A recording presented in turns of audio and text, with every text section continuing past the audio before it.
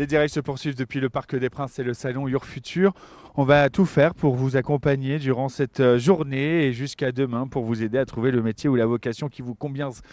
C'est ça la mission de Your Futur. Et on va parler de la féminisation des études d'ingénieur durant cette émission. Et j'ai le bonheur d'être avec Gaëlle Lisorgue. Bonjour. Bonjour. Merci d'être avec nous, directrice générale adjointe à Essier Paris.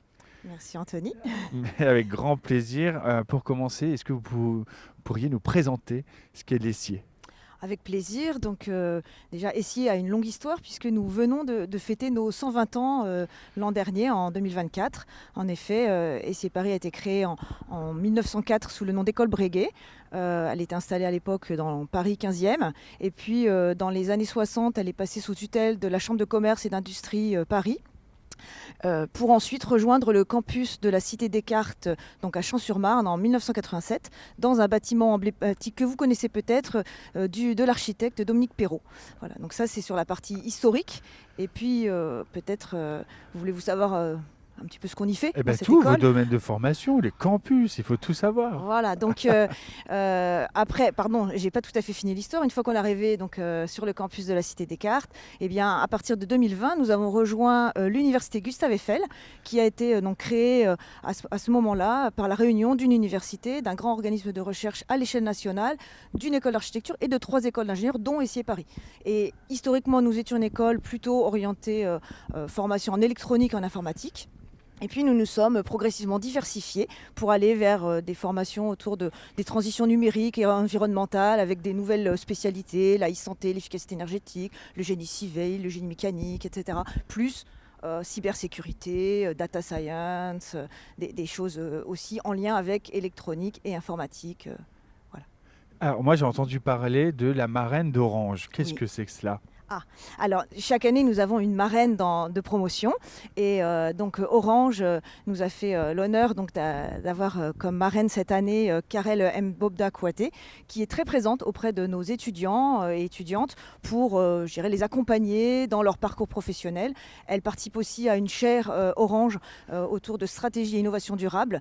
Et elle s'est impliquée personnellement sur des actions de féminisation, en particulier via du mentorat féminin. C'est ça, parce qu'on rappelle que l'objectif de cet échange, c'est de parler de la féminisation dans les Tout à métiers fait. de l'ingénieur. Moins de 30% de femmes engagées aujourd'hui dans ces métiers de l'ingénieur. Ça veut dire aussi, mesdames, que si vous souhaitez vous engager dans ces voies de l'ingénierie, eh bien, vous aurez très certainement un emploi tout de suite à la clé. Vous ne connaîtrez jamais le chômage et même des très très bons salaires et vous Ça, c'est gagnerez mieux que les hommes. Ça dépend des groupes, Mais mais globalement, quand même, c'est plutôt très, très positif en ce moment. Oui.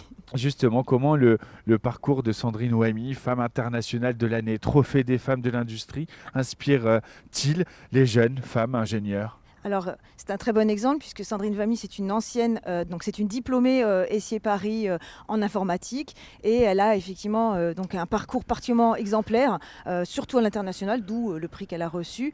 Ce qui est intéressant, c'est qu'elle va pouvoir son parcours est un modèle pour nos étudiantes, puisqu'elle est passée finalement de sa formation initiale en informatique vers ce qu'on appelle les opérations et en particulier donc, dans son groupe Africa Global Logistics, elle s'occupe de tout ce qui concerne la logistique des conteneurs portuaires.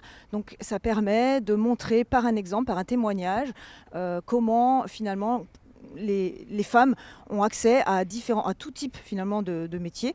Elles n'ont pas à se limiter et ce témoignage est vraiment très représentatif pour nos étudiantes pour montrer qu'elles n'ont pas à se brider finalement dans leurs projets, dans leurs projets d'études en particulier. Elles peuvent s'imaginer en termes de directrice ou en haute responsabilité grâce à ce type d'exemple. C'est aussi des actions que vous menez avec des associations, je pense à Elle Bouge notamment, pour encourager les femmes dans les carrières scientifiques. C'est Oui. ça, c'est les actions concrètes aussi. Voilà, donc Elle Bouge, c'est une association avec laquelle nous travaillons depuis de nombreuses années à Essier Paris. Et par exemple, nous faisons des actions de sensibilisation tout au long de l'année, en particulier auprès des collégiennes et des lycéennes, pour leur expliquer en quoi consiste le métier d'ingénieur et à partir par exemple de journées de découverte métier grâce à des partenariats privilégiés avec nos entreprises qui sont elles aussi sensibles à ces aspects d'égalité femmes-hommes. Vous parliez d'ingénieur justement, vous avez organisé une table ronde qui portait sur ce thème. Et si ingénieur s'écrivait avec un E, comment ces tables rondes vont vraiment venir sensibiliser les jeunes femmes?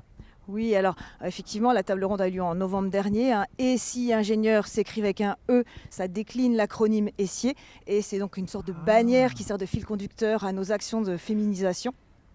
Les tables rondes, elles permettent d'inviter un panel de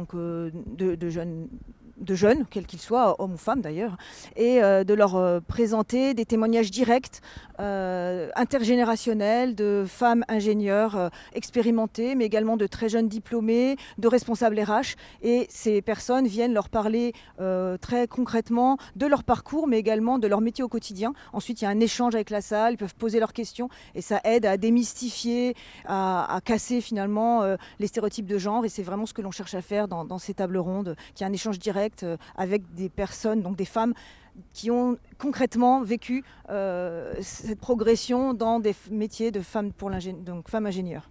Gaëlle, à Your Future, on adore le concret. Alors justement, comment l'ESSIer crée-t-elle un environnement favorable à la féminisation des études d'ingénieurs?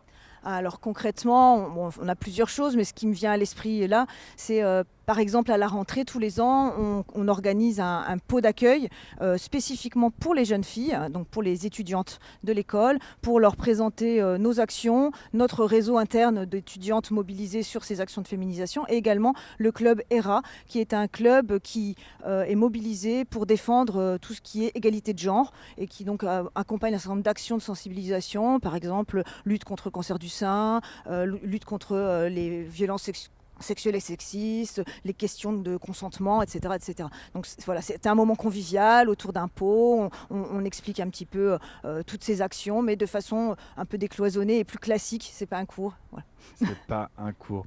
Pour celles et ceux aussi, puisqu'ils sont aussi les bienvenus, les jeunes hommes à l'ESSIer, veulent avoir plus d'informations et en savoir plus sur vos parcours, comment ça se passe? Là, c'est très simple. Vous pouvez déjà profiter des prochaines journées portes ouvertes qui approchent. Donc, nous en avons une le 8 février et la prochaine le 8 mars. C'est facile à retenir. Et puis, bien sûr, pour en savoir plus, n'hésitez pas à aller sur notre site web, donc www.essier.fr. Le 8 mars, c'est pas la journée... C'est aussi la journée de la femme, donc ça tombe particulièrement bien. Et d'ailleurs, nous aurons des actions un petit peu plus ciblées à la journée porte ouverte du 8 mars. Parce que c'est la journée de la femme. Le rendez-vous est pris. L'ESSIer, une des écoles partenaires de ce salon Your Future. On peut aussi venir à votre rencontre ici au Parc des Princes à Paris jusqu'à demain 18h. Tout à fait. Et puisqu'on parle des femmes, demain ici sur cette même pelouse, ce sont les féminines du PSG qui affronteront Lyon. Donc voilà, les femmes aussi dans le foot. C'est fabuleux, c'est une belle rencontre. C'est super important. Ce sera une très belle rencontre à suivre demain soir. Merci beaucoup Gaëlle Lizorgue d'avoir été avec nous.